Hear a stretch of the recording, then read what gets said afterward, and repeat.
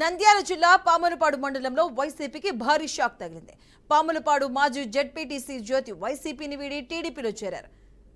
తుమ్మలూరు గ్రామంలో ఆమె వైసీపీ మండల కన్వీనర్ రామలింగేశ్వరరెడ్డి, జూటూరు, రుద్రవరం ఇస్కాల మాజీ సర్పంచులు నాయిని సావిత్రమ్మ, వరప్రసాదరావు, రామస్వామి, మౌలాలి, తుమ్మలూరు మాజీ ఎంపీటీసీ హజీరాబీతో పాటు పలువురు టీడీపీ తీర్థం పుచ్చుకున్నారు. ఇక వారికి Nandyal parliament TDP in-charge Mandra Sivananda Reddy, Nandikotkur MLA Githa Jayasurya party కండువా కప్పి ఆహ్వానించారు. ఏపీలో కూటమి ప్రభుత్వం ప్రవేశపెడుతున్న పథకాలు, పనితీరుకు ఆకర్షితులై పార్టీలో చేరుతున్నట్లు తెలిపారు.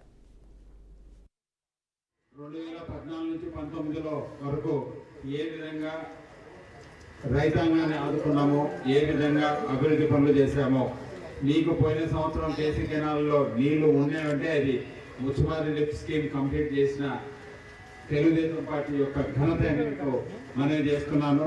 అదేవిధంగా మీకు గుర్తుందో లేదో, అప్పట్లో సత్యనారాయణ రెడ్డి ఒక తూము కావాలన్నారు మీ తుమ్మలూరుకి. ఆ తూము కూడా అప్పుడు కిందికి ఏర్పాటు చేసిన ఘనత కూడా తెలుగుదేశం పార్టీదే. ఈరోజు ఎక్కడ చూసినా ఎల్ఈడి బల్బులు వెలుగుతున్నాయంటే కూడా అది తెలుగుదేశం పార్టీ ఘనతనే. ఎక్కడ చూసినా సీసీ రోడ్స్ బ్రహ్మాండంగా వేసినది కూడా తెలుగుదేశం పార్టీ టైంలోనే. రాబోయే రోజుల్లో మన సూపర్ 6 పథకాల కింద పెన్షన్ ఆల్రెడీ 4000 ఇవ్వడం జరుగుతుంది.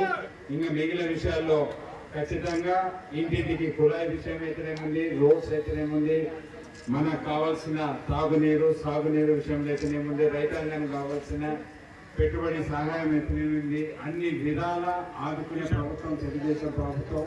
ఖచ్చితంగా తెలుగుదేశం పార్టీలో అభివృద్ధి పడుతున్న ఉద్దేశంతోనే అభివృద్ధి కోరుకుంటూ చాలా మంది నాయకులు, రామలింగేశ్వర రెడ్డి నాయకులు ముందరికి రావడం జరిగింది.